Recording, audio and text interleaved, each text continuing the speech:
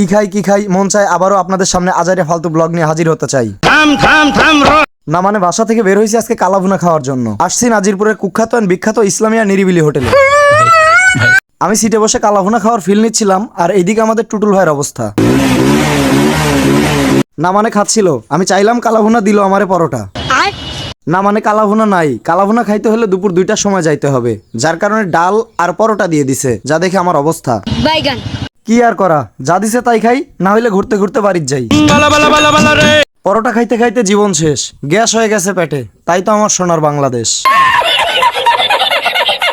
খাওয়া দাওয়া শেষ করে আইলাম রাজার কাছে, হইতে এলাম পোজা। ভাগ্নে আমার ঢাল তলোয়ার নিয়ে আমার মাথার উপরে দিচ্ছে সাজা। না মানে চুল টেনে ধরছে আশিক, তাই তো একটু দাঁত বের করছে। এইবার দাঁত বের করাটা পারফেক্ট ছিল। আর এইদিকে আমাদের ভাগ্নে অবলা প্রাণী আশিক। রাজা ফ্রি ফায়ার খেলতেছে জন্য আশিক মারতেছে, তারপরে রাজা আমাদেরকে পোজা বানানোর জন্য খাইতে দিল চা। না মানে চা খাওয়ার দিন শেষ, ফলো দিয়ে পাশে থাকবেন সোনার বাংলাদেশ।